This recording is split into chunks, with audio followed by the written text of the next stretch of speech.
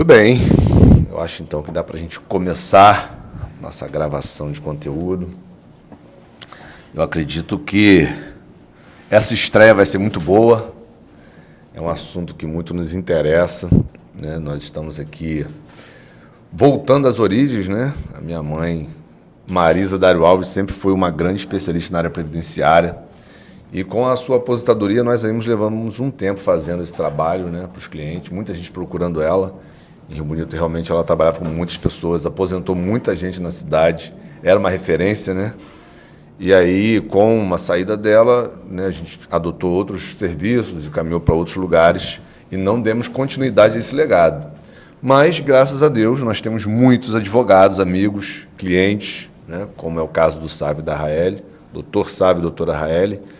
Então, a gente tem aqui hoje uma grande parceria, né, com esse casal de advogados que são especializados na área previdenciária e hoje, né, nós direcionamos para eles casos de aposentadoria, cálculo de previsão, né, de se aposentar a tempo, planejamento previdenciário. A gente tem hoje diversos serviços agregados, né, em torno da área previdenciária que muita gente precisa e demanda.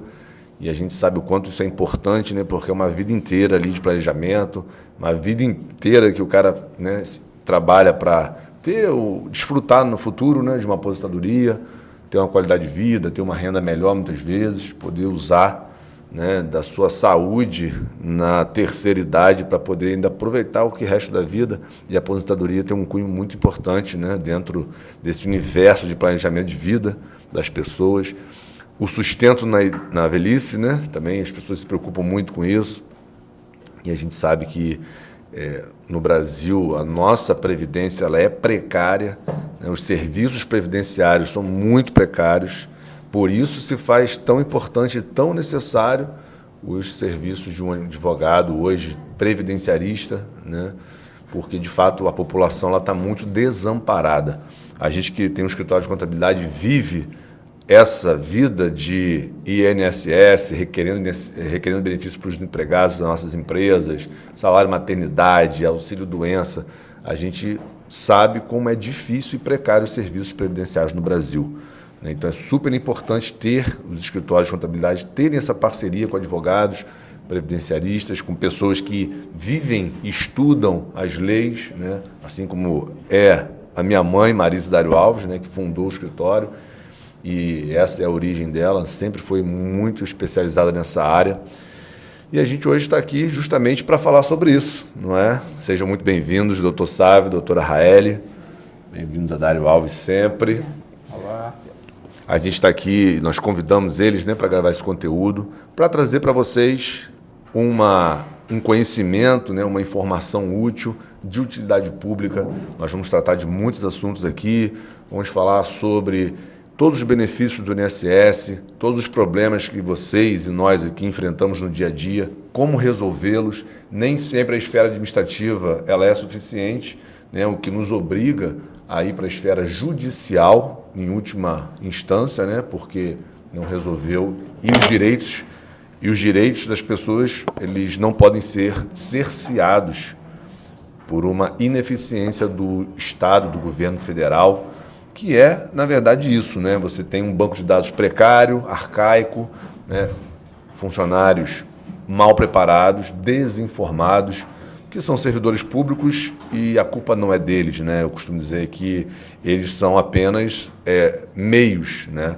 Mas o fim, que é um serviço de qualidade que o governo deveria investir em melhorar as agências do INSS, melhorar a acessibilidade, melhorar o sistema, contratar mais pessoal, capacitar mais o servidor público que está ali atendendo, né? Pessoas humildes que, na maioria das vezes, né, são trabalhadores humildes, que não têm um conhecimento, não têm um grau de instrução muito elevado e sofrem filas, esperas, né, e falta de informação. Realmente é complicado. Melhorou alguma coisa, eu acho que teve uma melhora aí da pandemia para cá, né, com a digitalização dos processos, esse 135 também, né, que é o telefone do INSS, melhorou bastante o serviço. Então é sobre isso que nós vamos falar hoje.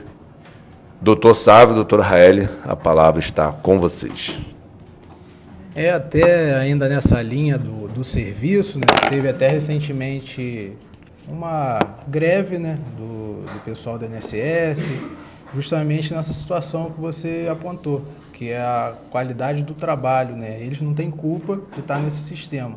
E a aposentadoria, ela é para ser feita sem ajuda de advogado ou qualquer outro profissional. Aquilo ali é para a pessoa, depois de trabalhar a vida toda, ir ao INSS, ter todas as informações ali registradas e pedir a aposentadoria e ser concedida. Até muito tempo atrás, não me lembro exatamente qual foi o governo Lula, teve uma propaganda na época que era se aposente em 15 minutos. Isso até é possível, com o sistema e tal, mas na prática é muito difícil, porque acontecem muitos erros, tanto na análise dos benefícios, como também às vezes no pedido. As pessoas não são muito bem orientadas e o que era para ser muito fácil, às vezes não é tanto pelo público, né, que é o pessoal de mais idade, e hoje em dia praticamente é tudo online. Você consegue fazer tudo online no INSS. Então tem um pouco dessa dificuldade, mas o cenário é justamente esse. O que era para chegar no final e ser um facilitador da vida do aposentado, se aposentar e conseguir ficar tranquilo, sem trabalhar, apesar da gente saber que a aposentadoria dele é muito baixa e talvez não vai ser suficiente para ele ter uma vida que ele queria, e por muitos nem a vida que ele, de mínimo, eles têm que se manter trabalhando no mercado de trabalho, porque realmente a aposentadoria em 80%, agora não me lembro exatamente, é de 2 salários mínimos, 1 salário mínimo, não passa muito disso. E todas as reformas vieram, infelizmente, batendo em quem ganhava menos. Então, hoje até melhorou um pouco, estão mexendo também no pessoal de cima, mas a grande maioria, inclusive a última reforma, foi prejudicial a quem ganha pouco, como sempre foram as outras reformas. Se refere à reforma de 2019, né? Isso. Mas as outras também, no mesmo sentido, sempre atingindo o público que ganha menos e que, na minha opinião, não é o problema do sistema. É um prazer, Moisés, estar aqui, né, com a parceria com o escritório de contabilidade e também, através da nossa profissão, da advocacia, podermos ajudar as pessoas aí que necessitam do benefício do INSS e que trabalham para isso, né, sempre para futuramente conseguir sua aposentadoria ou até mesmo em caso de doença para ter um auxílio-doença. Então, estamos aí, através da nossa profissão, para ajudar a garantir esses benefícios. Acredito que seja em 2019, mais ou menos, veio a implantação aí do meu INSS, que na verdade era para ajudar. Só que a maioria das pessoas são humildes. A maioria não tem internet, não tem celular, e se tem, para mexer nesses recursos, é bem complicado para eles. E as agências do INSS com os funcionários foram diminuindo e a maioria dos serviços hoje em dia é feito pelo meu INSS.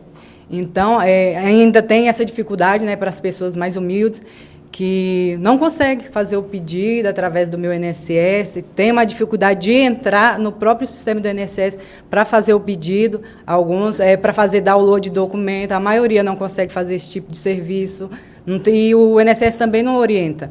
A orientação é pouca, então teve essa implementação, mas a maioria aí das pessoas que são humildes não consegue ainda acessar esse serviço. Eu acho que você falou a palavra certa, né? Tem muito a ver com acessibilidade.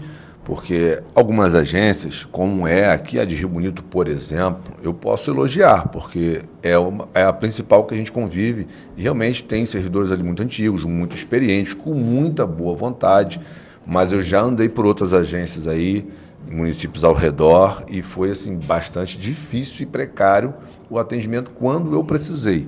E eu não fui para mim, né? Não precisei para mim, fui acompanhando pessoas que me pediram ajuda. Eu não trabalho com isso, né? Fui na condição de amigo, né, para dar um apoio, e foi sofrido. Horas de espera e nada se resolveram. Voltamos no outro dia, demorou para agendar, voltamos também, nada se resolveu. Então, e pessoas que têm um grau de instrução menor, que não sabem mexer com internet, às vezes até analfabetos, né? Não têm acesso à internet, né? Às vezes moram no interior, né? Não tem essa facilidade que a gente tem hoje de mexer com isso. e estão ali nessa condição de, às vezes, serem obrigadas a fazer tudo online. Tem serviços que você não consegue lá na agência ter, né? Como é o caso da própria Receita Federal. Ela informatizou algumas informações, alguns atendimentos, e uma pessoa dificilmente consegue resolver algumas coisas presencialmente hoje. Foi pior, agora eles estão voltando um pouco com isso. Naturalmente devem ter percebido essa necessidade, né, de voltar com o atendimento presencial em algumas situações. Mas é para isso que os advogados, os contadores dos escritórios existem também, para dar esse suporte à população, né, dar esse apoio a pessoas que realmente não têm nenhum amparo, né, de familiares, às vezes uma família inteira, né, que não consegue atender ou ajudar, né? Embora a nova geração hoje, por mais humilde que seja, já nasce mexendo com telefone, WhatsApp, internet, é uma coisa que está cada vez mais popular e mais acessível. E aí vamos começar então sobre o nosso primeiro tema, falando sobre isso. Que tal falarmos sobre o LOAS, né? Esse benefício tão importante, né, que é uma forma do Estado compensar, né, a sua inabilidade ou talvez incapacidade de prover, né, uma educação de base de qualidade, de prover um emprego digno para toda a população, né? Então existe um bolsão de pobreza enorme hoje no Brasil, né, um distanciamento enorme numa classe enorme de pessoas, né, uma população desamparada em termos de educação, em termos de trabalho, em termos de renda. E o LOAS, ele vem para suprir essa necessidade de subsistência de pessoas humildes, ou às vezes com uma deficiência grave, né, que nasceu numa família muito humilde, que não tem quem cuide dessa pessoa, independente da idade, né? Nós gravamos um conteúdo sobre isso.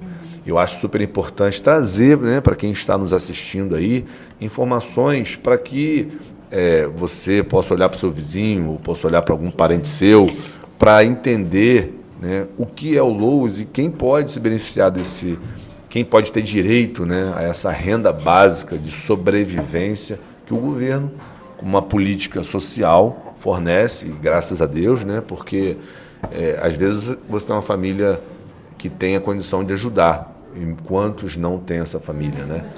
O Bolsa Família, por exemplo, também tem esse cunho social, né, de ajudar mães a sustentar seus filhos, a dar comida na mesa, né, prover comida. E isso eu não sou um crítico desses programas sociais, pelo contrário, o mundo está caminhando para isso, nessa direção, porque com a automação das fábricas, com a automação das funções, robotizações, etc., está cada vez mais precisando menos de mão de obra básica, sem qualificação, braçal, né? Essa mão de obra braçal. Cada vez menos está se precisando desse tipo de mão de obra. Hoje tem robô que lava até banheiro. Sim. Não sei se vocês já viram. Um robô que lava banheiro, limpa chão. Coisas básicas que a pessoa não precisa de muito grau de instrução para fazer. Então, a tendência cada vez mais é essa distância, esse bolsão de pobreza, né, aumentar.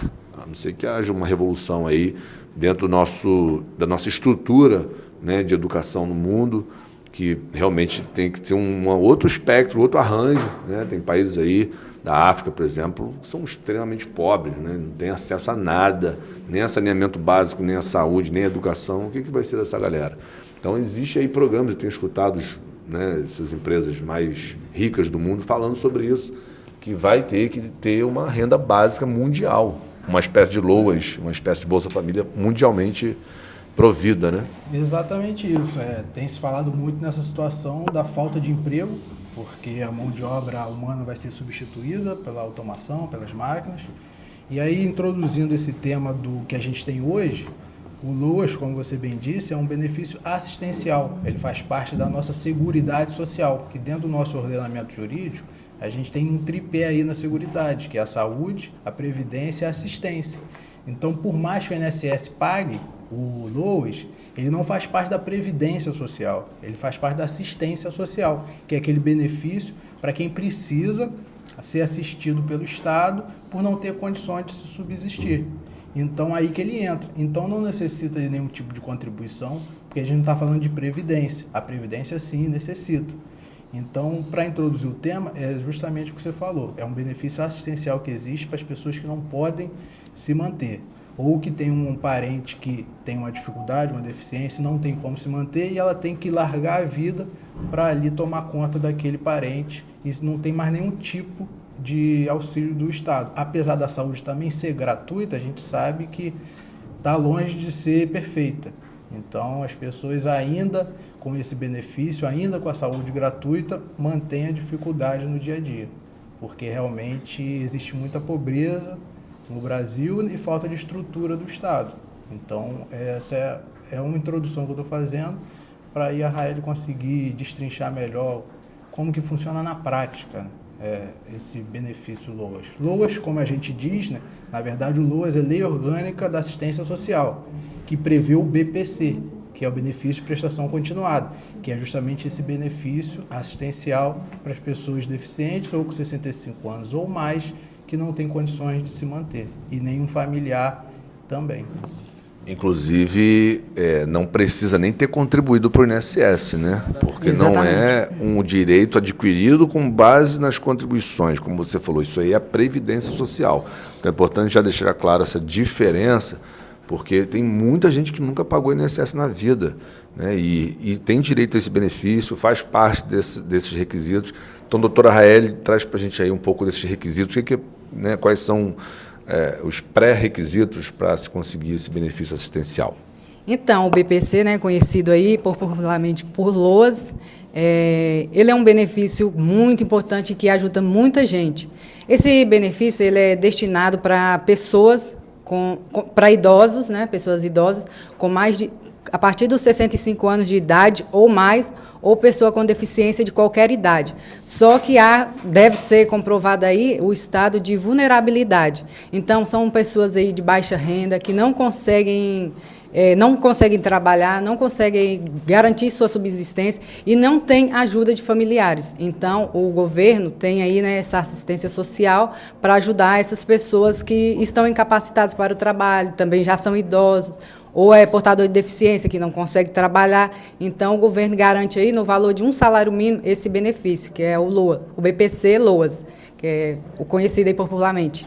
E para ter esse benefício é necessário requerer no INSS, né, apesar de não ser um benefício do INSS, de não exigir contribuição, quem paga é o INSS, mas é garantido pela assistência social. É preciso fazer o pedido no INSS. Além disso, deve ter a inscrição no cadastro único para comprovar, né, que é de baixa renda. E o INSS, no caso do idoso, ele verifica essas condições através do CAD único. Além do portador também de deficiência, né, que além da deficiência, é comprovado ainda aí pelo CRAS, dele ser de baixa renda. O CRAS é aquele cadastro, é o CAD único. Isso, é o CAD único, sim. Que quem cuida desse CRAS são as prefeituras. Isso. O cadastro é feito no CRAS, que é do município.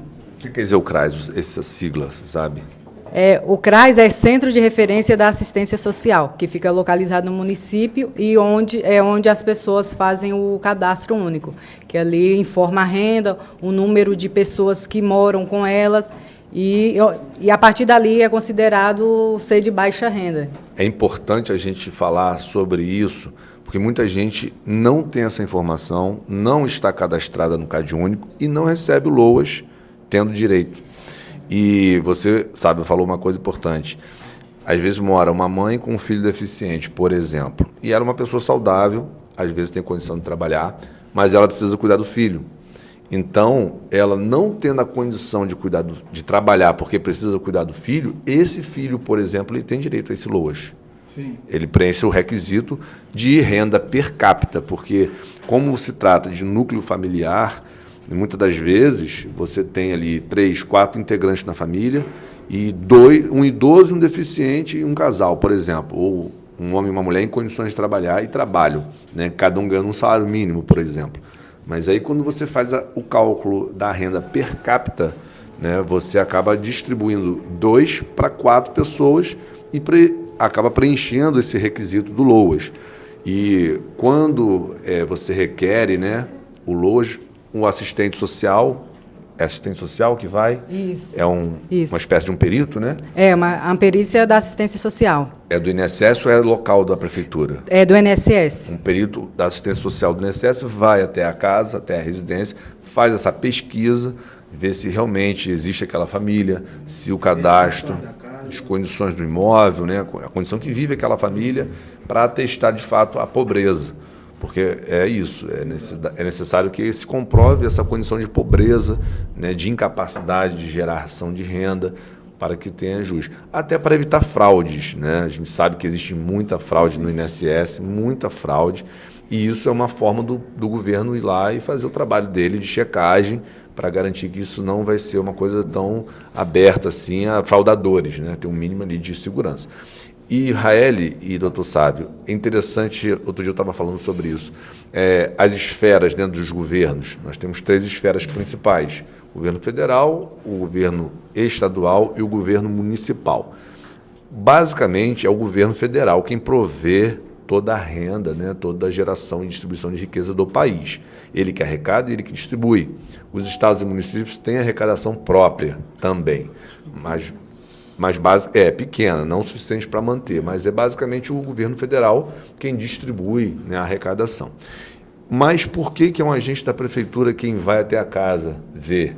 Né? Porque quem está próximo das famílias são agentes da prefeitura. Então, cabe à prefeitura cuidar das pessoas, porque o governo federal é uma esfera que está muito longe de uma casa, de um cidadão, de uma família.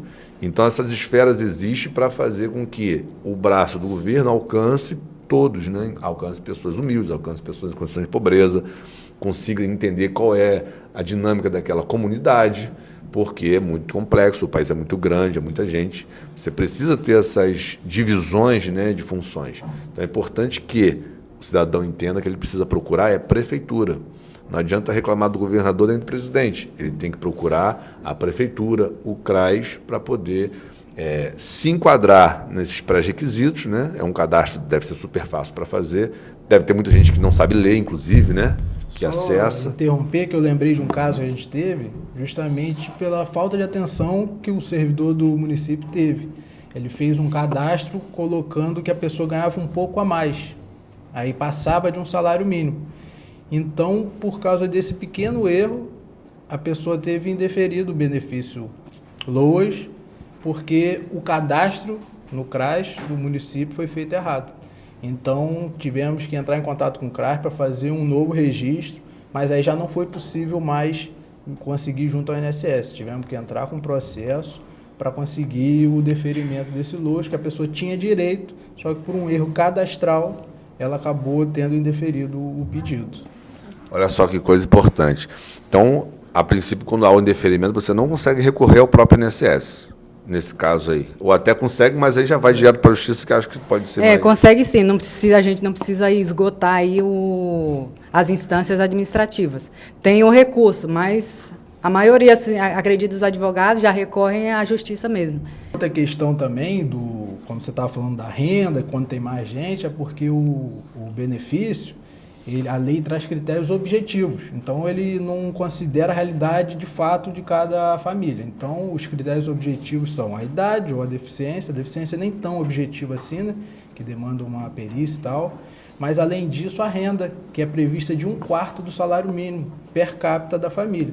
Então, é uma questão muito objetiva. Aí você chega lá com uma pessoa que ganha um salário mínimo e tem 3 filhos, ela se enquadraria ali, mas raspando. Mas se ela ganhasse R$100 a mais do salário mínimo, no critério objetivo, essa família de 4 pessoas não teria direito. Então, a justiça já veio revendo esse critério objetivo, flexibilizando e percebendo que tem que olhar para a realidade da pessoa. Então, hoje em dia, na justiça, esse critério de 1/4 do salário mínimo está sendo afastado a depender da realidade da família. Porque existem famílias que, apesar de ganhar um pouco mais, gastam muito mais por causa do medicamento, alimentação, saúde, enfim.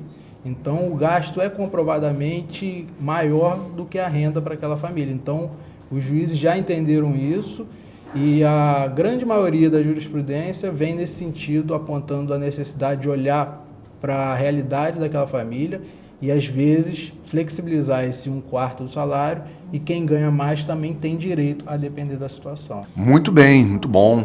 Informações de muita importância para a população, né? Tanto as mais humildes quanto as que não são tão humildes assim, mas que conhecem pessoas humildes. É impossível hoje você não conviver na nossa realidade com pessoas que podem precisar, né, de um benefício assistencial ou de uma informação sobre direitos previdenciários de aposentadoria, auxílio-doença, auxílio-maternidade. Tem muita gente que tem filho e não requer o auxílio-maternidade, acredite se vocês quiserem. Eu conheci algumas, né? E aí eu até fiz uma consulta a você, né, doutora Raela, esses dias sobre isso. A filha da segurada estava com 1 ano e 8 meses e ela não requereu auxílio maternidade, porque ela estava desempregada na época em que teve o filho e achou que não tinha direito. Mas ela tinha uma coisa chamada qualidade de segurado. Se você puder trazer um pouquinho mais sobre isso, para a gente entender o que é a qualidade de segurado, quais benefícios, né, a pessoa tem direito estando na qualidade de segurado, a importância de manter a qualidade de segurado, como é que você faz para manter e o quanto isso é importante, principalmente para quem às vezes trocou de emprego, ficou um tempo sem carteira assinada ou parou de trabalhar para ter filho, como foi o caso dessa segurada, por exemplo. Traz um pouco para a gente esse cenário sobre a qualidade de segurado. Então, para manter a qualidade de segurado, o trabalhador, né, tem que contribuir, seja ele empregado ou autônomo, tem que estar em contribuição. Quando o empregado ele fica desempregado ou o trabalhador autônomo para de contribuir, ele tem aí um período, né, uma carência que ele ainda tem acesso aos benefícios do INSS. Essa qualidade de segurado ela pode ser prorrogada se o trabalhador tiver mais de 120 contribuições ininterruptas e além da comprovação do desemprego. Então, aí pode chegar aí a 36 meses de qualidade de segurança, de qualidade segurada sem essa contribuição e garantir os benefícios. Deixa eu ver se eu entendi. Uma pessoa que contribuiu, qual o período que você falou, que ele garante 120 meses, dá o quê? 10 anos? 10 anos, isso, ininterruptos. Ininterruptos. Vamos supor que eu estive trabalhando 10, 15 anos de carteira assinada numa empresa sem parar, no mesmo vínculo. E aí eu fiquei desempregado, ou pedi demissão, ou coisa do tipo. Eu tenho como ficar até 2 anos sem pagar o INSS e mesmo assim manter minha qualidade de segurado, ou seja, eu ainda consigo ganhar os benefícios se eu precisar de um auxílio-doença, um auxílio-maternidade ou até mesmo uma aposentadoria, desde que eu cumpra os outros requisitos, obviamente. Mas que, para os benefícios que exigem qualidade de segurado, eu posso ficar até 2 anos sem pagar, é isso? Isso, 24 meses e podendo chegar a 36 meses se houver comprovação do desemprego. Uau, isso é importante. Engraçado, porque foi exatamente o que aconteceu com essa segurada, né? Ela estava desempregada, já tinha quase 1 ano, eu acho, e ela achou que ela não teria direito de seguro-desemprego, não requereu. E conversando com ela, eu falei, você recebeu uma salário maternidade e tal? Ela falou, não pedi, não estou desempregada. Eu falei, não, peraí, vamos ver isso. E a gente pediu no INSS e ela ganhou. Sim, Já quase 2 anos depois do período em que ela teve o filho já estava com 1 ano e 8 meses, e ela ganhou o salário maternidade desde quando, né? Acho que são 4 parcelas, e ela teve direito a isso. Olha que coisa importante. Tem um prazo de prescrição? Sim, para requerer o benefício? Então, são 5 anos aí, que se passar desse período, ela não tem mais direito isso. Assim. Mas o direito a acesso ao benefício não prescreve. A qualquer momento eu posso pedir a pensão por morte, eu posso pedir o auxílio-doença, eu posso pedir a aposentadoria por idade. Mas o que vai prescrever são as parcelas anteriores. Então, eu só tenho o direito aí a 5 anos para frente, entendeu? Mas, assim, se eu não tenho lá, tive o direito a adquirir da aposentadoria e não fiz esse pedido, caso hipotético. Em 2020 eu já tinha direito à aposentadoria, mas eu não fiz o pedido. E hoje eu venho a fazer, isso não tem prazo. Daqui a 20 anos eu posso fazer o pedido, que eu vou ter direito à aposentadoria, mas no caso eu não vou ter direito às parcelas para trás. O que eu vou ter é a partir dos 5 anos. E desde que requerido, entendeu? Vai contar a partir do requerimento, essas parcelas. Deixa eu ver se eu entendi. Vamos supor, eu tenho já direito a me aposentar e por algum motivo eu não requeri esse direito aí, né? Depois de 10 anos eu descobri que eu tinha esse direito e fui lá e fiz o pedido. Mesmo sem pagar nada, mesmo sem estar contribuindo para o INSS, eu vou ter direito à aposentadoria. Sim. Certo? Sim. Porém, eu vou receber as parcelas a partir do pedido feito. Isso. Dali para frente. É isso? Mais 5 anos para trás. Eu consigo retroagir 5 anos também? Sim, desde que haja o requerimento. Se você fez lá atrás o requerimento e o INSS negou, aí sim, você vai ter direito a essas parcelas a partir da negativa do INSS, mas só dos 5 anos para cá. Vamos supor que eu fiz há 10 anos atrás... O pedido. E foi negado. Isso. Aí encontrei um advogado 10 anos depois, fui lá, doutora Raia, doutor sabe, me disseram, peraí, você pediu isso 10 anos atrás, você tem direito, vamos requerer um recurso. E aí você ganhou. Sim. Você vai receber os últimos 5 anos. Isso. Entendi. Tem que ter o pedido primeiro. É necessário fazer o requerimento para conseguir essas parcelas para trás.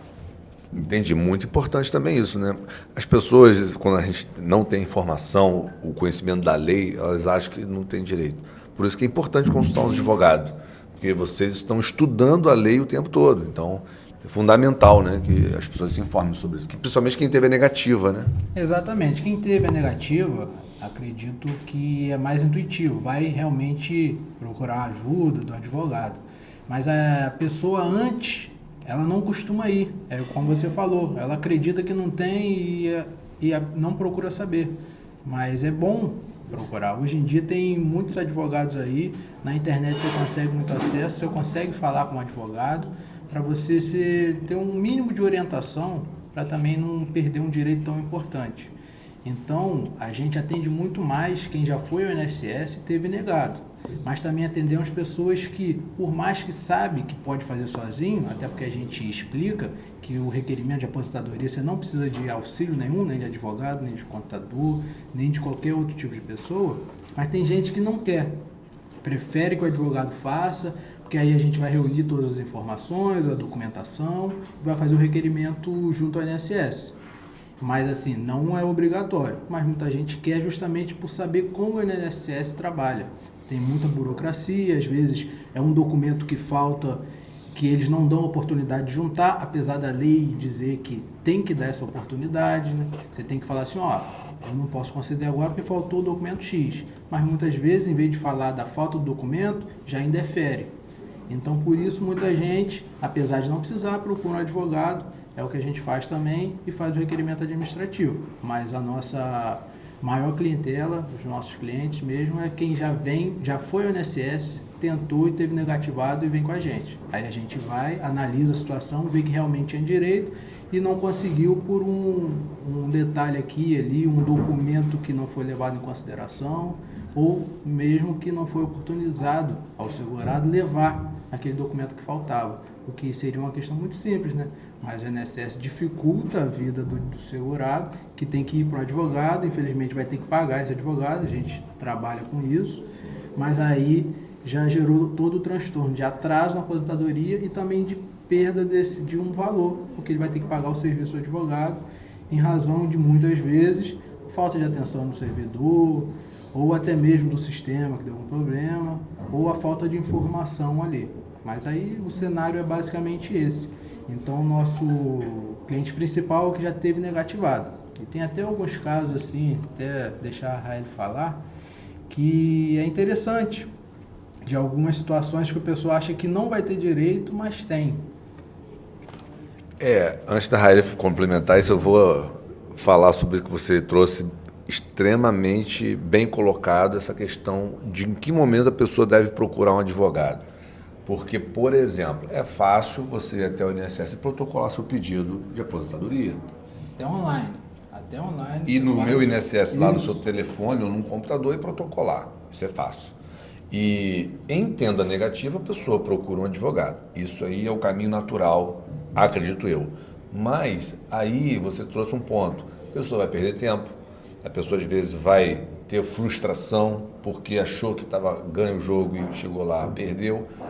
Eu acho válido consultar um advogado previamente, fazer o levantamento dos seus direitos, do seu CNIS, né, que é um documento super importante, lá o seu extrato de contribuições previdenciárias, conferir com a sua carteira de trabalho, saber se está tudo certinho, se está com algum problema, porque o advogado ele consegue fazer um trabalho prévio de correção, por exemplo, junção de provas, para quando requerer o benefício, você ter o deferimento já assistido previamente e evitar essa perda de tempo, né? E na maioria das vezes para recorrer deve ser até mais caro, suponho eu, do que você pegar e fazer esse trabalho prévio, né?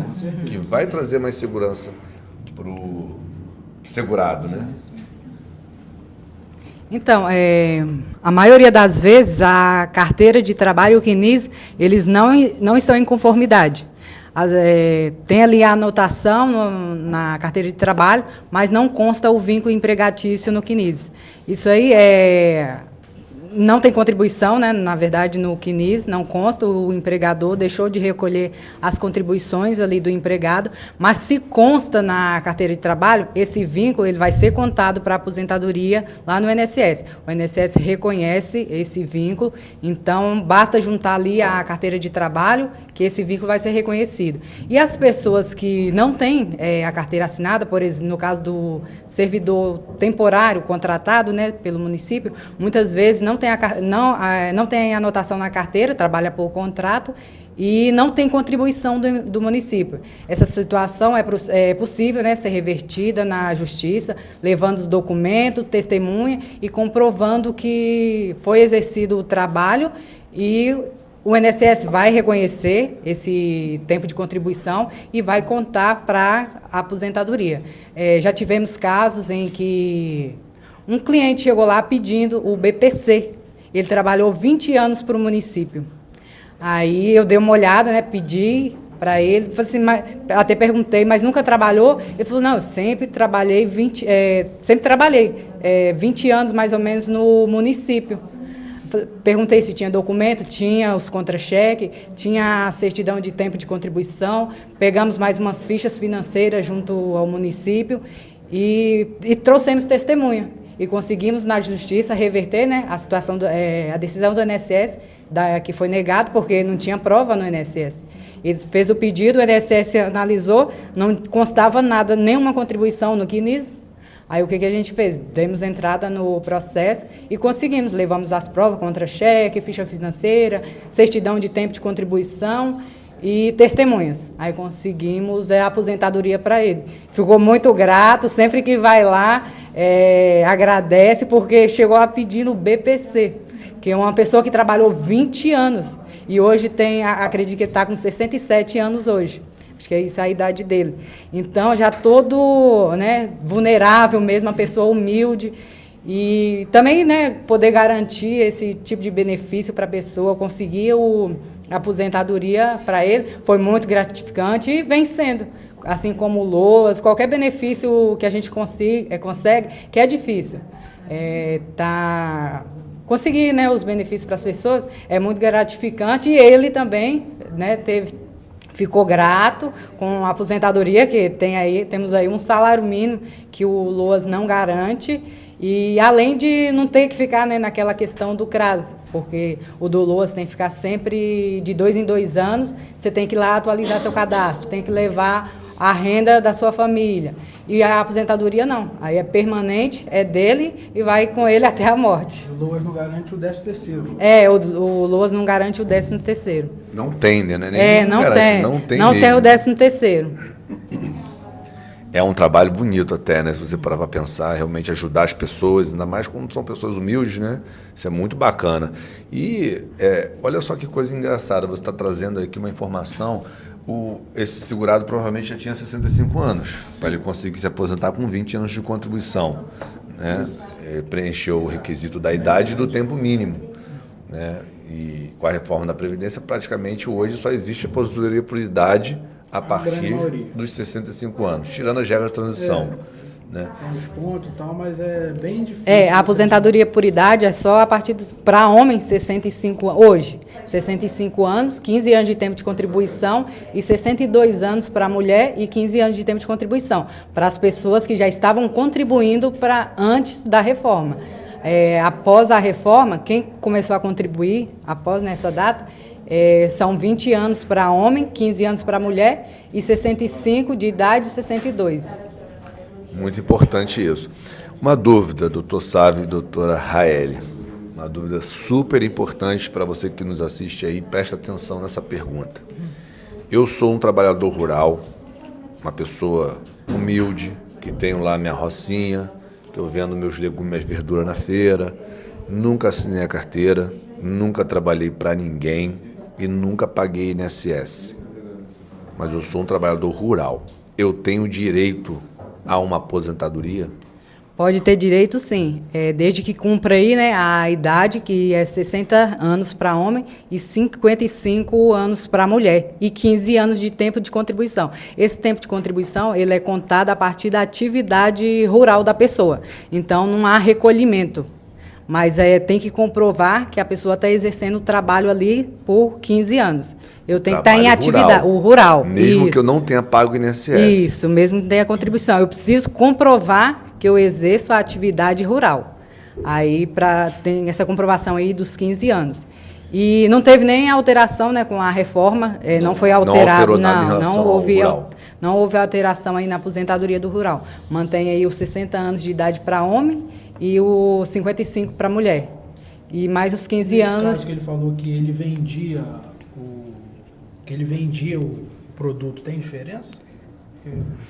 Quando vende, não tem negócio do excedente que tem que pagar? Não. Tem não? Não, isso no caso aqui que a gente está falando... Ele falou que ele vendia na feira e tal. Ele é um trabalhador rural. Tem a rocinha dele. Se vende, aí já tem que contribuir. Entendeu? Mas vamos supor. Vamos colocar que a pessoa não vende. Vamos supor, o cara, eu falei o caso de vender, mas vamos supor que ele vive da roça. Não, ele vive, é subsistência. Isso. Obviamente ele vende alguma coisinha na feira, na beira da estrada. Pela regra, tem que pagar. Tem que pagar uma porcentagemzinha sobre a venda. Mas aí já teria que comprovar que ele é um produtor rural. Né? Eu acho que aí já é um produtor rural.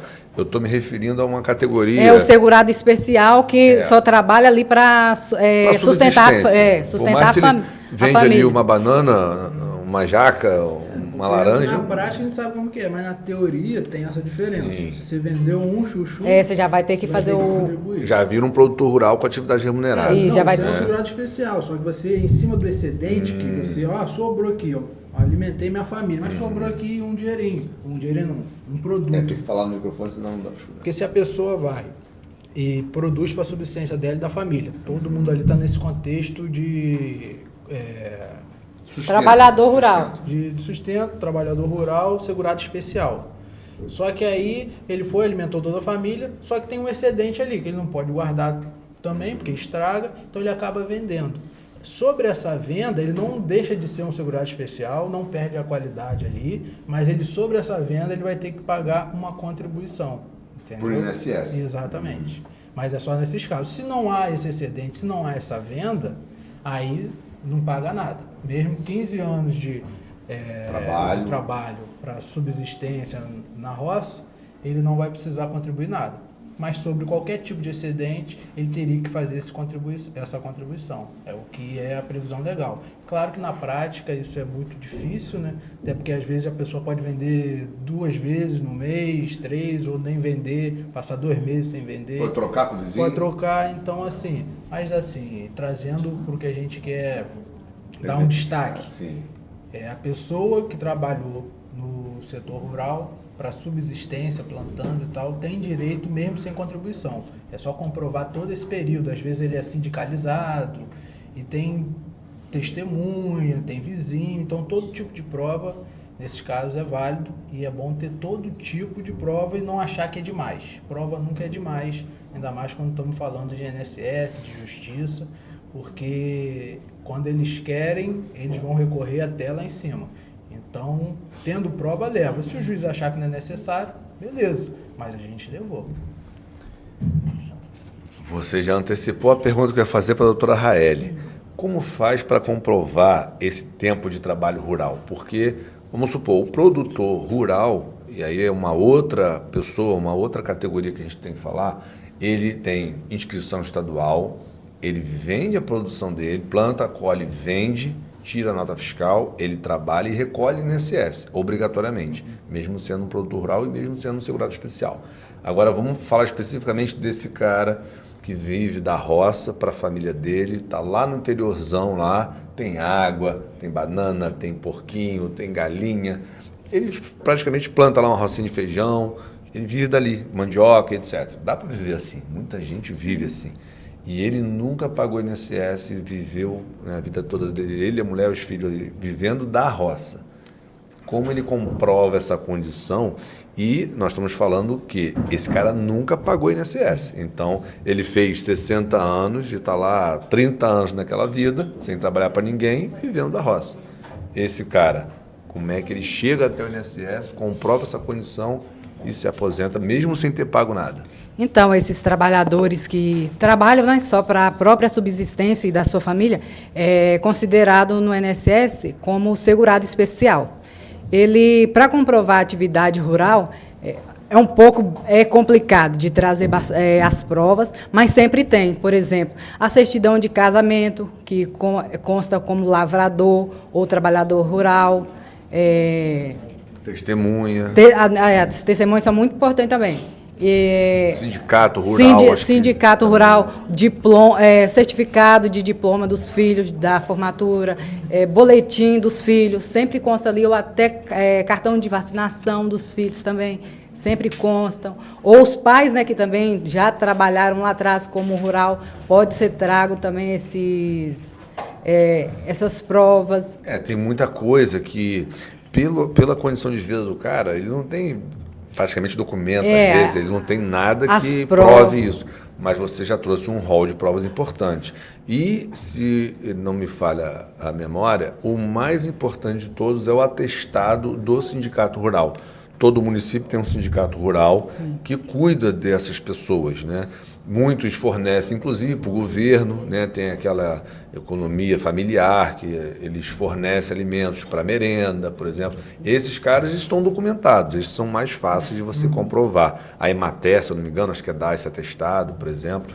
Mas esses outros... o segurado especial, que, né, não vende, que vive lá só vive dali da plantação dele, é um pouco mais difícil, mas a gente consegue trazer aí as testemunhas, essa documentação, foto, certidão de casamento, boletim escolar das crianças que consta como lavrador, certidão de batismo, sempre ali tem uma informação de qual é a profissão da pessoa, laudo médico, atestado médico, algum relatório médico, né, que ele já passou antigamente, então os atendimentos. Qualquer documento assim que conste a profissão dele de trabalhador, de empregado rural, de trabalhador rural serve para comprovar essa atividade dele. E vale destacar que nós não estamos falando do LOAS, né? Nós estamos falando de uma aposentadoria, não é um benefício assistencial. E nós estamos falando de um trabalhador rural que nunca pagou INSS. E fez 65 anos e tem mais de 20 anos. Quantos anos de trabalho rural? 15 anos também.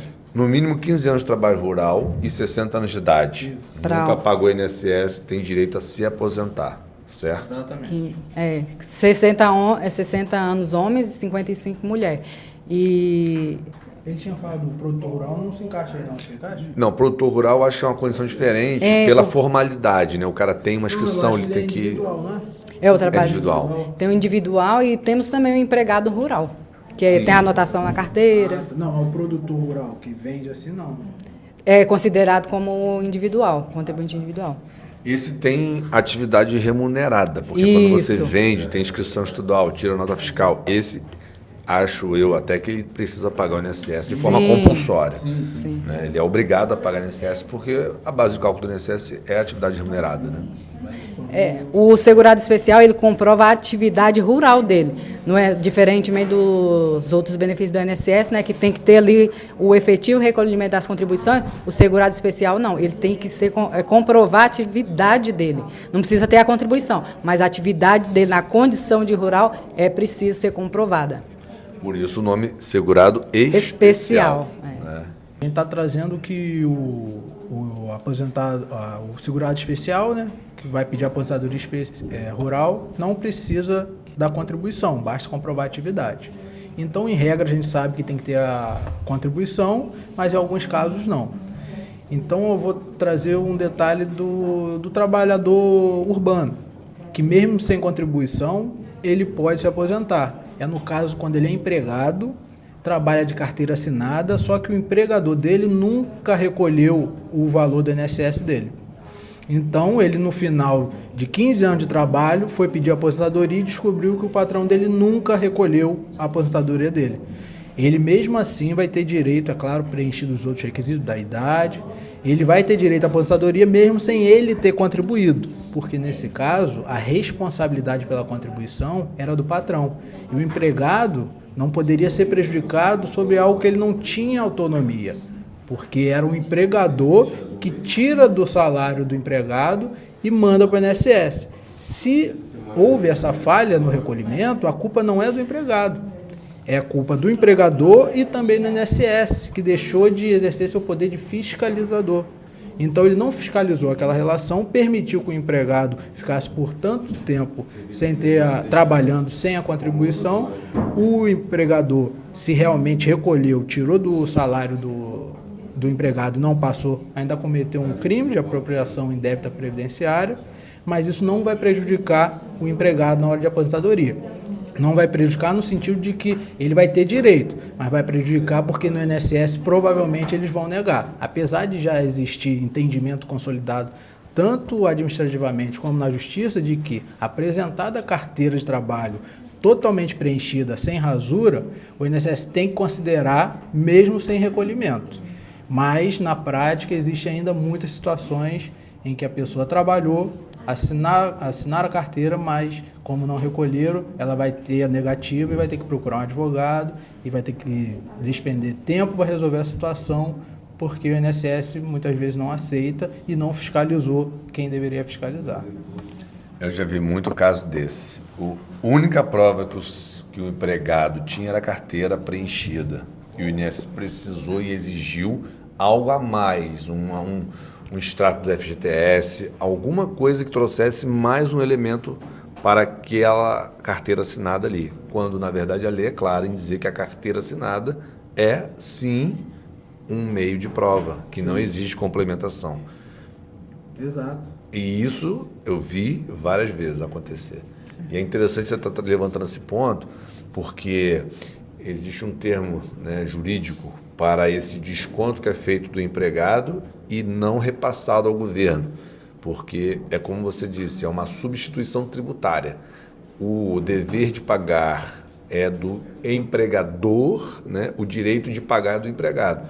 Então é meio que compulsoriamente o empregado não tem opção de falar, não desconta meu salário, não desconta o INSS do meu salário porque eu vou recolher aqui por minha conta. Não existe essa possibilidade. Então ele não tem o poder de autonomia e decisão sobre aquele dinheiro, que é direito dele. E chama-se seguro social, né? Seguro social, é um seguro que ele obrigatoriamente tem que pagar pelo fato de estar exercendo atividade remunerada. É a contribuição previdenciária. É, contribuição previdenciária. E existe um termo para quando o empregador desconta e não repassa para o governo. Que é a apropriação indébita. Apropriação indébita. Comete o crime de apropriação indébita. Previdenciária, isso. Crime de apropriação indébita previdenciária. Acontece muito. Sim, muito mesmo. Empresas, empregador doméstico, às vezes o cara começa a trabalhar com um caseiro, preenche a carteira dele e nunca mais recolhe nada. Dá só o salário do cara ali todo mês, desconta o INSS, desconta um monte de coisa. E o segurado vai se aposentar, chega lá, não tem absolutamente nada no CNIS dele, e ele achando que está tudo certo, porque ele não consegue fazer essa verificação, né? Como a gente sempre fala aqui, são pessoas muito humildes. Ela não tem essa condição de ficar entrando e indo no INSS, deixa eu ver se está tudo certo aí. Ninguém faz isso. O cara está vivendo ali, trabalhando. A maioria só vê quando vai se aposentar. E aí é aquela surpresa, né? Que ninguém quer ter. Né? Mas vamos lá. Por isso que eu digo, chegou lá, viu que não tem contribuição nenhuma, o cara teve esse choque. Existe jeito de resolver. Por isso que é muito recomendado assim, sempre estar, né, verificando o CNIS, porque nessa questão, né, de tempo também, a carteira pode sumir, não vai ter outros documentos para comprovar. Então, é muito importante estar acompanhando essas contribuições lá no INSS, se realmente estão sendo feitas pelo empregador, porque antes da aposentadoria, a pessoa ainda tem a possibilidade de buscar, né, documentos para empresas que ainda estão abertas, porque se deixar lá mais para frente, pode ser que não tenha mais a carteira, ou rasgou, o INSS já tem essa questão aí da carteira de trabalho ter alguma rasura, ou faltar, né, pedaços de carteira de trabalho lá da folha.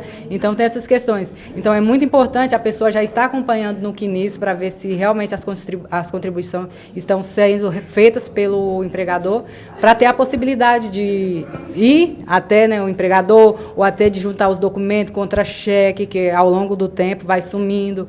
Então, a gente sempre recomenda, antes de se aposentar, não deixe para corrigir o CNIS nessa época. Só na aposentadoria. Corrija antes para chegar lá não ter nenhum contratempo, né, que atrase aí o pedido e o recebimento da aposentadoria.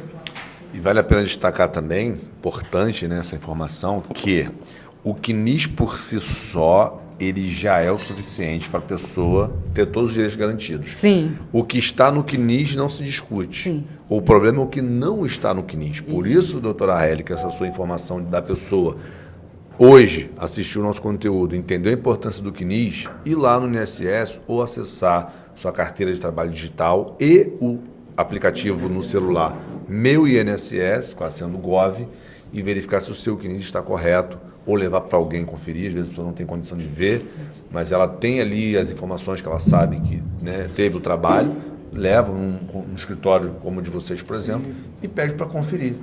E aí você tocou num ponto importante. Hoje você está tendo contato com aquele empregador ou com aquela empresa que às vezes está com alguma irregularidade no CNIS, é muito mais fácil de corrigir.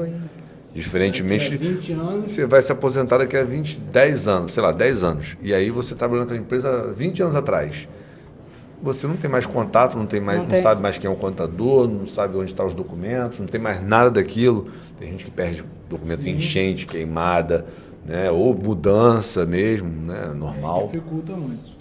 Complica. Então, acho que esse ponto de atenção, né, é importante. Muita gente não vê isso, né? Quem que fica acessando? Ninguém vê. É só quando vai acessar mesmo, chega lá, está faltando as contribuições, está faltando os vínculos e sem a carteira de trabalho, né?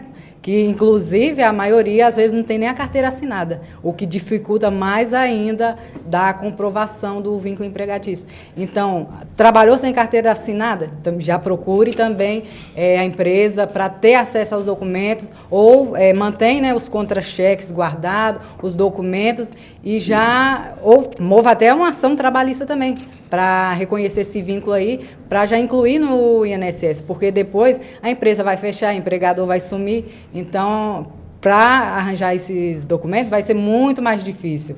Então, seria bom já deixar tudo preparado aí, toda a documentação, para quando atingir, né, os requisitos da aposentadoria, pedir com tranquilidade, receber naquela oportunidade ali que foi pedida.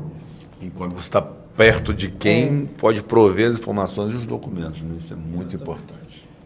Doutor Sávio, doutora Raeli, eu gostei muito dessas explicações sobre a carteira assinada, sobre o produtor rural, né? Tem muita gente que tem seus direitos cerceados por conta dessa desorganização e por esta falta de cumprimento legal dos empregadores, né? Isso é muito importante, que o empregador e o segurado, que o empregado e o segurado saiba que os direitos dele estão garantidos por lei, mesmo que o empregador não tenha cumprido com o dele.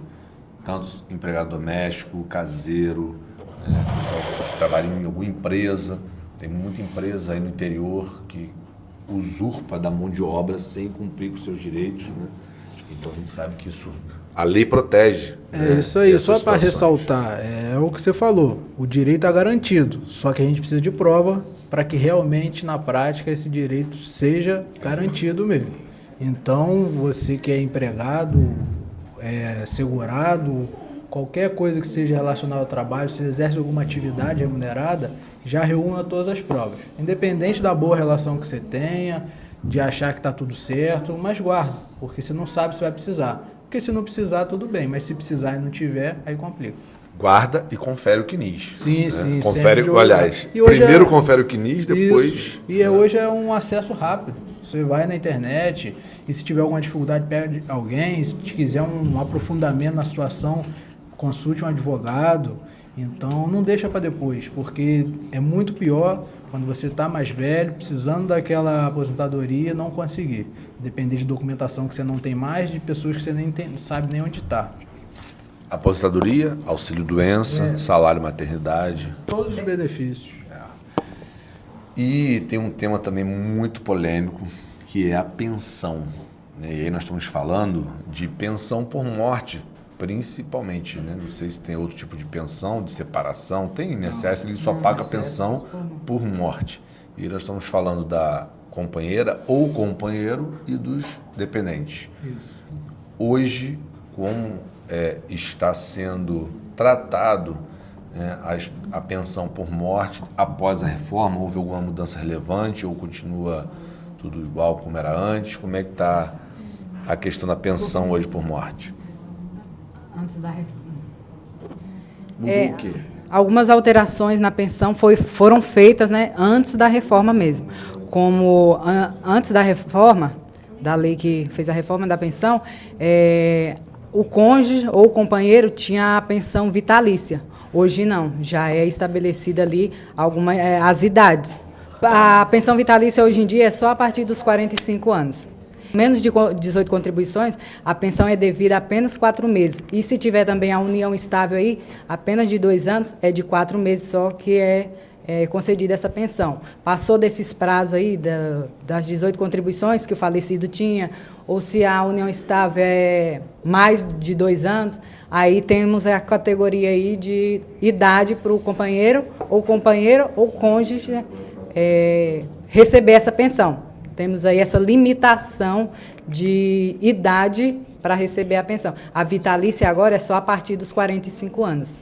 Quando o cônjuge, quando o que sobra, né, o que sobrevive, vamos dizer assim, isso, o cônjuge tem mais de sobrevivente. 45 anos, ele recebe a pensão vitalícia. Isso. Se for uma pessoa nova, de 20 e poucos anos, por exemplo, ela vai ter uma pensão com um tempo limitado pelo INSS.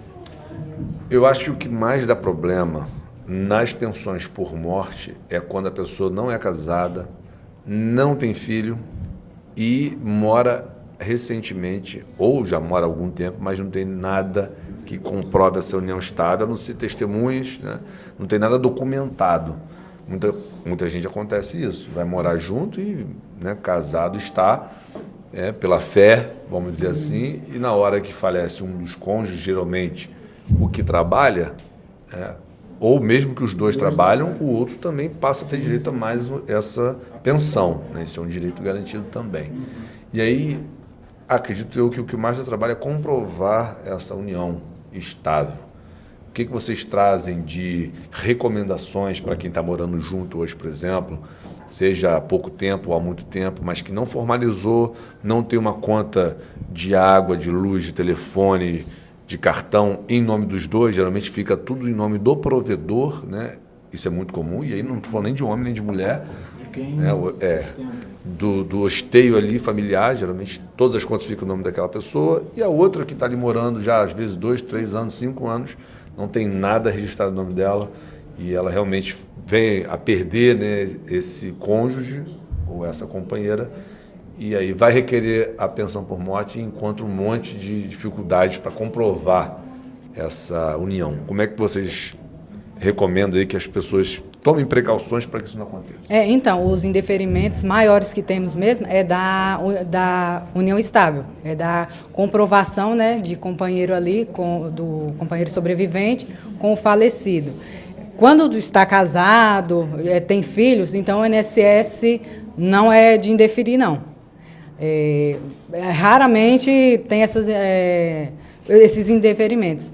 A questão maior é das provas de união estável, que o INSS pede aí para comprovar, né, 24 meses antes do falecimento. Então, tem que ter prova ali, documentos que comprovem essa união 24 meses antes. E outros documentos também antigos que comprovem desde quando tem essa união. As pessoas acham que não tem documento, mas Sempre tem. Procurar, acha se alguma procurar, coisa. acha alguma coisa, porque a gente tem que ter essa prova material mínima aí, entendeu? Tem que ter algum documento. Só com as testemunhas, as decisões não são muito favoráveis, não. Então, a gente tem que levar documento. E a pessoa tem sempre um cadastro que deixou o nome do companheiro inscrito ali, o telefone dele, associado Uma compra de um produto, uma loja que e botou lá o cadastro. carnê de loja, recibo que esteja no nome, no endereço ali, né, da pessoa, e o falecido é dono daquela casa que ele vive. Então o cônjuge sobrevivente, o companheiro sobrevivente, escreve ali o endereço em algum documento de odontologia, né, de consulta. Porque às vezes, vamos supor, tá, hipotético, aqui tem o marido e a mulher lá. A mulher foi morar com o marido e ela não trabalha. Quem paga tudo é o marido. Isso. E aí ela vai no médico, ela vai no dentista, como você falou, e o companheiro está lá como responsável financeiro, por exemplo. Isso é uma prova. Isso é a pólice que consta como dependente, associação de clube, que está a pessoa ali também como dependente. Endereço, sempre tem essa questão de endereço. Você sempre deixa endereço, né? Seja numa consulta médica, num formulário de loja, sempre consegue aí botar o mesmo endereço da casa, onde está lá o comprovante de endereço no nome do marido, ou da esposa. Se a pessoa tem um cartão de crédito, qualquer tipo que tem o endereço dela, apesar de não haver nenhum documento conjunto, existem documentos individuais que comprovam, como você falou, a residência. Eles moram no mesmo lugar. Mas é claro que isso não é o suficiente. É suficiente para iniciar o processo, porque pela lei existe o mínimo de prova material, que seria a documental. E tendo esse início, aí a gente complementa com testemunhas, fotos e tudo mais. É o que você falou, provas a mais nunca é demais. Nunca, né? Tem que levar tudo que tiver. Agora, uma dúvida importante que o doutor Aile falou você falou também sobre 24 meses de convivência de união estável. Quer dizer o seguinte, se eu estou morando com uma pessoa há 6 meses e essa pessoa não tem filho comigo e ela também nem tem filho nenhum, né? A gente, um casal jovem, por exemplo, essa pessoa vem a falecer. Eu estou há 6 meses, me mudei para lá, não casei, mas minha vida, durante esses 6 meses, virou a vida da pessoa. Eu casei, entre aspas, né? Não no papel, mas me mudei para casa, vivo e sou dependente dessa pessoa. Estou lá, eu constituí uma família de fato, né? Já fui morar com a pessoa e tal. 6 meses. Essa pessoa falece. Eu tenho direito a algo, previdenciariamente falando? Tem sim, só por 4 meses. A entendi. união estável, menos de 2 anos... a constituição dela, menos de 2 anos, só garante o benefício da pensão até 4 meses. Por isso que o INSS pede, né, 24 meses de provas. Provas ali que constam que 24 meses antes do óbito, a pessoa ainda estava convivendo com o falecido. E, então, aí seria mesmo só de 4 meses, se fosse a união fosse menos de 2 anos. Interessante essa informação. E aí, se for mais de 2 anos, a pessoa passa a ter o direito a uma pensão vitalícia, dependendo da idade. Dependendo da idade. Vitalícia é só a partir dos 45. Menos disso, temos lá uma limitação do INSS. Doutor Sávio, doutora Raeli, muita gente procurava, minha mãe, e me procurou também, na época que eu ainda fazia esse trabalho previdenciário, para conferir a renda depois que a pessoa se aposentava.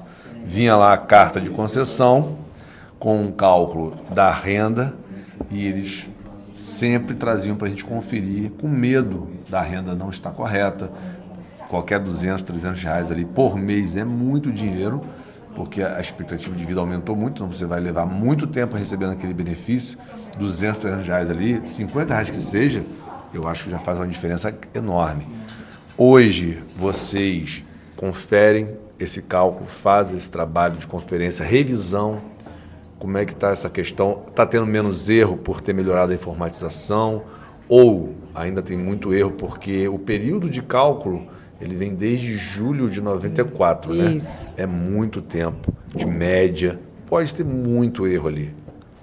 Sim, os cálculos do INSS podem apresentar erro e é possível, né, através da revisão, alterar o valor que foi encontrado por ele.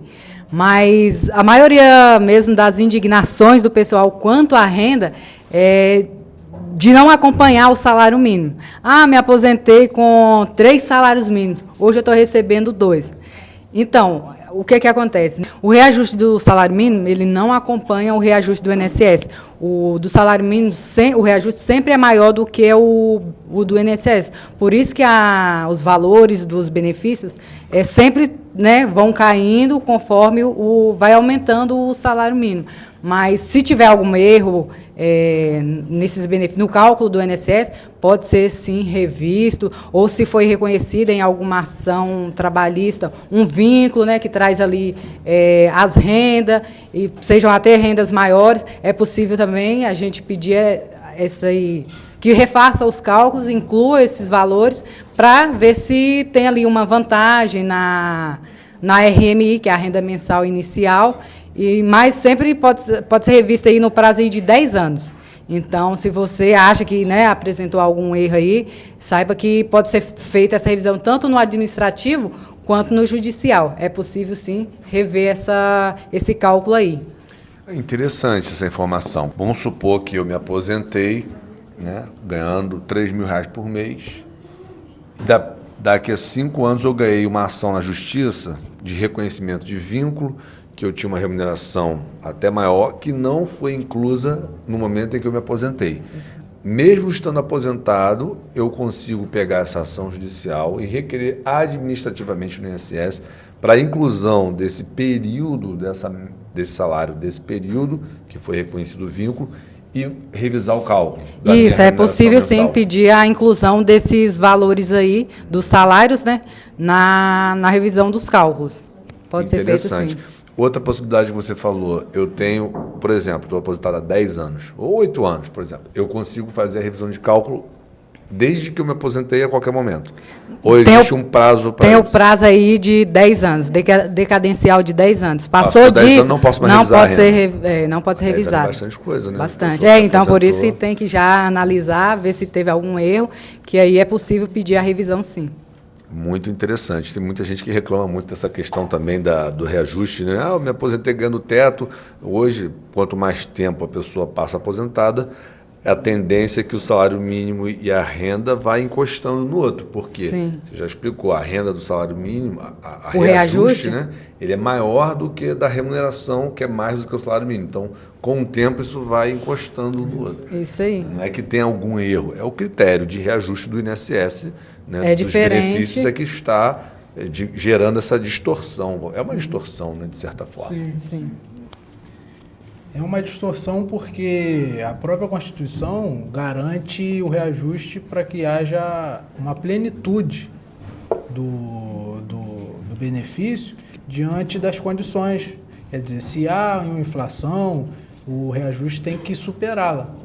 Então, se há qualquer tipo de deságio econômico ou algo do tipo, essa aposentadoria não pode ficar defasada, ela tem que ser plena, ela tem que estar lá em cima. Mas na prática não é. Apesar da boa intenção, que foi a política de valorização do salário mínimo, que é muito boa, eles não fizeram a mesma coisa com a aposentadoria.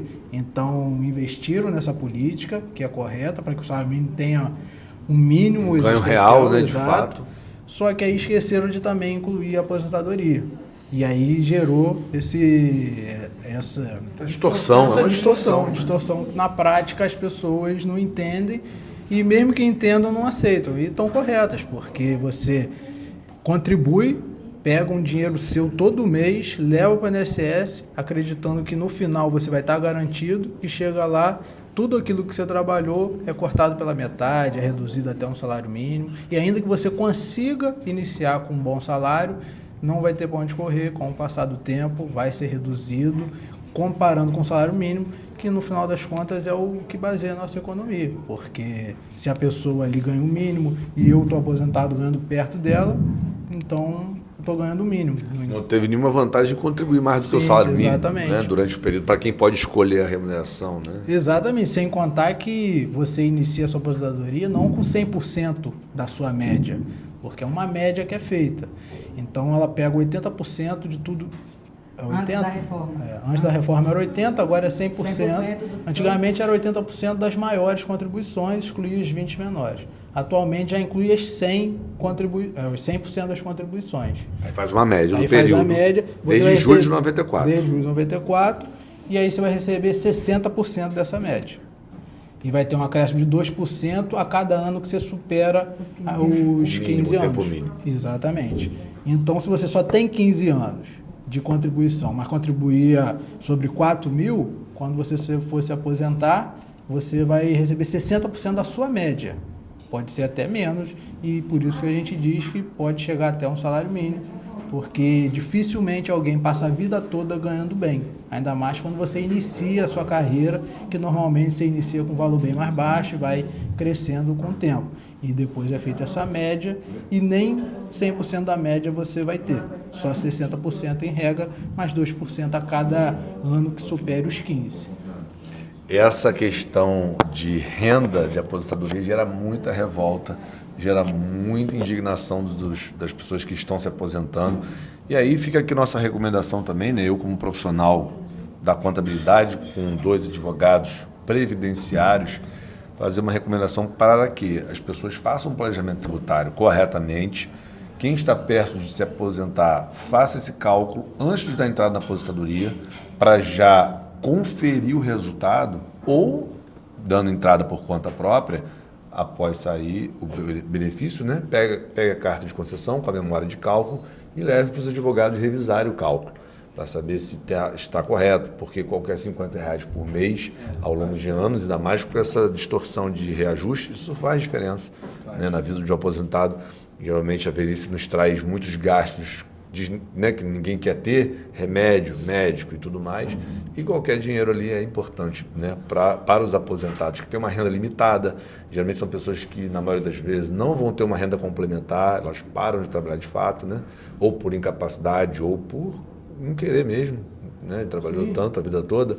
Aproveitar um pouco. E no momento de desfrutar, né, da sua aposentadoria, às vezes tem o prejuízo, né, com base nesses cálculos que são extremamente complexos para uma pessoa leiga, né, mas para os advogados que vivem a lei, vocês têm softwares, vocês têm ali vários casos o tempo todo, então vocês sabem dominar, né, essa conferência. Então é importante, aí fica a nossa recomendação, né?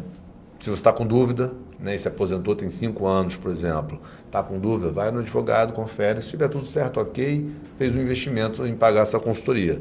Se tiver algum erro e for corrigido, você também fez um investimento que vai ter o retorno da correção. Então, super recomendável que façam esse cálculo. Quem pagou o salário mínimo a vida inteira não precisa se dar esse trabalho. Não tem como ter erro. Isso aí, é um salário mínimo mesmo, não pode ser abaixo, né? Sempre será um salário mínimo. Sim. Mas se teve, né, tá com essa dúvida de que a renda está menor do que contribuiu, é bom fazer uma revisão sim para ver, porque o INSS tem seus erros nos cálculos, ou essa questão, ou trazer, né, algum tempo que ficou para trás e que naquela época não foi possível levar as provas, então ainda pode ser revista esse cálculo com a nova documentação e pedimos também a inclusão aí desses valores nos cálculos e pode ser que tenha aí um aumento na aposentadoria. Muito bom. Doutor Sávio, doutora Raeli, esse bate-papo foi muito, muito produtivo, muito bom. Eu aprendi bastante com vocês, mesmo já sendo da área, né, e trabalhamos muitos anos com isso, mas eu acredito que isso vai trazer informações de muita relevância, né, para quem estiver assistindo, mesmo que a pessoa não precise de nada disso aqui, dessas informações, mas certamente ela pode conhecer alguém que precisa, né? Então, se você estiver nos assistindo, compartilhe esse conteúdo com pessoas que vocês acham que possam se beneficiar, né? E doutor Sávio e doutora Raeli estão com um escritório aqui em Rio Bonito, não é isso? Na rua da subida do hospital ali, né? É Rua João Carmo. Qual o número lá? 32. Número 32. Vocês também podem procurá-los aqui na Dário Alves, né? A gente tem essa parceria. É bem aqui perto do escritório deles, inclusive, né? Mas caso vocês não encontrem por eles ou não consigam contato aí no WhatsApp. Online. Sim, tem um WhatsApp, tem um site aí que a gente vai deixar na descrição do vídeo, né? o Instagram também, da Viana Augusta Advogados, que é o escritório deles. Então, eles estão, né, prontos para levar até os segurados o direito de requerer os seus direitos. Exatamente. Eu acho que é sobre isso. Inclusive, eu acho que garantir é um termo muito forte. Garantir direitos, né? Eu acho que é muito forte, porque às vezes o cara realmente não tem direito. Não tem. Então você não vai garantir nada, né? Se não pode. Mas vocês vão garantir pelo menos o direito de pleitear, de requerer, de questionar, né? Porque para isso existem advogados, né? Se a lei fosse perfeita, o Estado fosse perfeito, não precisaríamos ter advogados. Mas existe porque tem muita imperfeição, a gente sabe que existe evolução, existem melhoras, mas ainda tem muita coisa que precisa evoluir dentro do nosso itinerário aí, né, civil, em relação a direitos de segurados e pessoas que hoje dependem do governo, principalmente para se sustentar. É isso? É isso. Foi um prazer estar aqui, né, no bate-papo.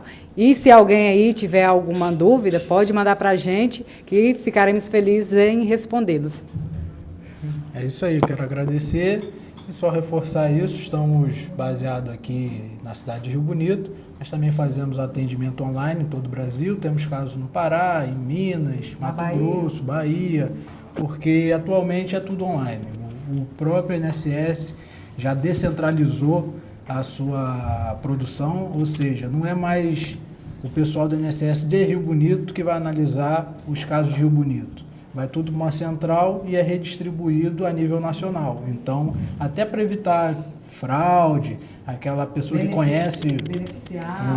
para se beneficiar, porque eu conheço ali o cara que trabalha no INSS, ele vai ver para mim. Isso não existe mais, porque agora é tudo mandado para uma central e é redistribuído a nível nacional, então você, em regra, não sabe aonde vai ser julgado o seu caso. Isso é bom, porque aí tira essa pessoalidade. Então ninguém se conhece, nem quem vai julgar, nem quem está pedindo o julgamento da aposentadoria. Então é isso. Para finalizar, eu quero te agradecer e dizer que a gente está à disposição, tanto online como presencial, para atender. Muito bom, doutor Sávio, doutora Raeli. O Brasil todo hoje pode se beneficiar dessa consultoria, dessas informações, desse serviço que vocês prestam, né? Online, você acabou de falar, isso é muito bom. Eu tinha esquecido desse detalhe. De fato, hoje não tem mais fronteiras, né? A maioria dos serviços, nós aqui, inclusive, nós temos clientes hoje no Brasil todo, em vários estados, e vocês também têm, né? A gente estava falando mais cedo, vocês já aposentaram pessoas e conseguiram, inclusive, LOAs para pessoas de outros estados, Bahia, né? Então, isso é muito legal, porque permite que pessoas tenham acesso a profissionais hoje, né, em vários lugares, sem depender do local em que elas estão, porque às vezes não tem, né? Muitas pessoas que estão em lugares que não tem advogado, ou não tem advogados bons, ou não tem advogados de confiança. Então, esse acesso online hoje facilita bastante. O WhatsApp, o site, o Instagram está aí, assim como o Dário Alves também está à disposição. Chegando até nós, chega até eles e vice-versa, né? Então, mais uma vez, muito, muito obrigado pela participação de vocês. Obrigada. Por aceitar o meu convite. Até uma próxima. Obrigado. Você é idoso, sem renda e nunca contribuiu para o INSS? Você sabia que tem direito a um benefício no valor de um salário mínimo? O benefício de prestação continuada, conhecido popularmente como LOAS, é pago pelo governo federal no valor de um salário mínimo. Esse benefício é destinado a dois grupos de pessoas, que são os idosos com 65 anos ou mais, ou pessoas com deficiências de qualquer idade, desde que comprove sua vulnerabilidade. Para receber esse benefício, é necessário requerer junto ao INSS. Se você já fez o pedido e foi negado, ainda assim é possível pleitear na Justiça. Meu nome é Raeli Viana, sou advogada previdenciarista há mais de 10 anos e ajudo centenas de pessoas em todo o Brasil a conquistar o benefício LOAS. Se você se encontra nessa situação ou conhece alguém que esteja vivendo sem renda e sem familiar para poder ajudar, entre em contato conosco para que possamos analisar o seu caso.